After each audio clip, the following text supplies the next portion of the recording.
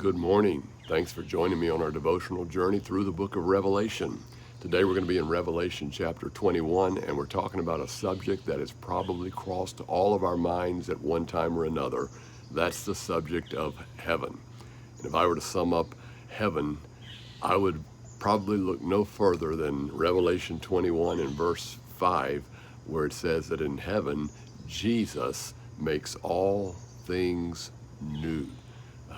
Everything that was cursed in the opening chapters of the Bible, Jesus blesses it in the closing chapters of the Bible. Everything that was marred and messed up at the beginning by sin and the fall of mankind will be made right and made new by Jesus when we come to the end of the book. And so that's what we're going to look at. And John is on the island of Patmos, and he sees this marvelous vision of the end times, and he's told by the Lord to write it down. And we're so glad he did. And we have it to study today and to draw from today. But in this 21st chapter, there are a series of things that we see getting renewed. And right from the beginning, the first one we see is a new heaven and a new earth. Look at chapter 21 and verse 1. He says, "Now I saw a new heaven and a new earth, for the first heaven and the first earth had passed away, and also there was no more sea." You say, well, what is this all about? Well, this is what Peter was talking about in 2 Peter 3, verses 10 and 11. Do you remember what he said? Peter said, "But the day of the Lord will come as a thief in the night, in which the heavens will pass away with a great noise, and the elements will melt with fervent heat. Both the earth and the works that are in it will be burned up." And you say, well, when is that going to happen? Well, sometime near the end, about the time that we're studying right now, when the great white throne of judgment is in process and coming into chapter 21, during that time frame, Jesus is going to restore this old earth, and we're going to see a new heaven, and we're going to see a new earth. And so that's the first thing we see here, is a new heaven and a new earth. Then the second thing we see is a new Jerusalem. Notice what he says in verses 2 and 3. He says, "Then I, John, saw the holy city, New Jerusalem, coming down out of heaven from God, prepared as a bride adorned for her husband. And I heard a voice from heaven saying, Behold, the tabernacle of God is with men, and he will dwell with them. They shall be his people. God himself will be with them and be their God." Isn't that a beautiful verse? So he sees this new heaven and new earth, and now he sees the new Jerusalem.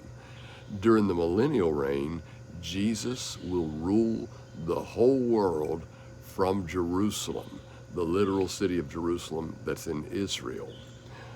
But in the eternal state, the heavenly Jerusalem, which will be just as real, the heavenly Jerusalem will descend from heaven and settle on this earth, and Jesus will reign and rule from that Jerusalem for all of eternity. Jesus talked about this new Jerusalem in John chapter 14, verses 1 through 3. And you've heard this passage perhaps many times, where Jesus said, "In my Father's house are many mansions. I go to prepare a place for you. And if I go and prepare a place for you, I will come again and receive you to myself, that where I am, there you may be also." So not only is there going to be a new heaven and a new earth, but there's going to be a new Jerusalem that will descend from heaven and, for lack of a better way of putting it, hover over this earth. And from that heavenly city, the new Jerusalem, Jesus will rule and reign. And John describes here how that during that time and for all of time after that, God will be in our midst. And folks, It doesn't get any better than that. But that's not all. Not only does John see a picture of a new heaven and a new earth, not only does he describe for us this new Jerusalem, but there's a new hope. And if there's anything I see lacking in people's lives today, it's hope. Well, listen to what he says in verse 4. And this is that new hope that we'll have in heaven. He says, talking about heaven, God will wipe away every tear from their eyes. Think about that. No more crying. There shall be no more death. How many people have died just recently from coronavirus, to say nothing about all of the other diseases and tragedies. No more death, no more sorrow, no more crying. Look at this. There shall be no more pain, for the former things have passed away. So John tells us that in that eternal state, heaven on earth, there's going to be a new heaven and a new earth. There's going to be a new Jerusalem, the heavenly city that'll come down, and there's going to be a new hope for all of us who are the inhabitants of that place. In other words, he's going to make all things new. Verse 5 says it like this: Then he who sat on the throne said, Behold, I make all things new.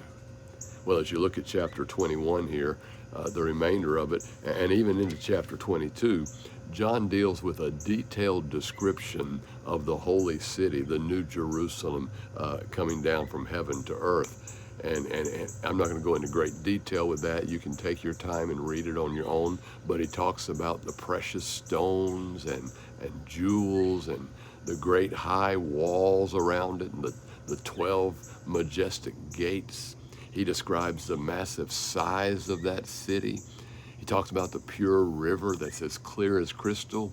And he even describes for us the tree of life with its fruit and its leaves that are there for the healing. But best of all, when John in those verses describes heaven, he describes it as a place that will be absent of sin and where there will be the presence of God and the Lamb. And friends, that for me is going to make heaven worth it all. When you come to Revelation chapter 22, verses 3 through 5, he says this: There shall be no more curse, but the throne of God and the Lamb shall be in it, and his servants shall serve him. They shall see his face, and his name shall be on their foreheads. There shall be no night there. They need no lamp nor light of the sun, for the Lord God gives them light. And this is the vision that John saw of that place called heaven. Heaven on earth, all things new. There's an old hymn that I used to hear sung in some of our churches, and the chorus goes like this, and I haven't heard this song in decades, but I woke up with this song on my mind today. And the chorus goes like this: How beautiful heaven must be, sweet home of the happy and free, fair haven of rest for the weary. How beautiful heaven must be. Anybody tired today? Anybody weary? Maybe you're just worn out from all of the stress of what our world is going through right now, all of the confusion. If you're weary, let me tell you about a beautiful, beautiful place called heaven. And it is a fair haven of rest for the weary. Ah, how beautiful heaven must be. Before we close this 21st chapter of the book of Revelation, let me make some practical application about what I've just shared with you. This same Jesus, who's going to make all things new in the end, new heaven and earth, a new holy city, Jerusalem, a new hope for the saints of God, all things new. This same Jesus can make all things new in your life today. You don't have to wait for heaven in order to have him to do it either. He can make your marriage new right here, right now. He can make your family life new. It can happen in an instant. He can take the mess that you've made out of your life and turn it all around and make all things new. All it takes is faith on your part and asking him to do in you and for you what he's going to do for all the world in the end. Would you like for him to do that? All you have to do is ask. Jesus makes all things new. Well, thanks again for joining me. We'll do this again on Friday when we'll look at the final chapter of the book of Revelation.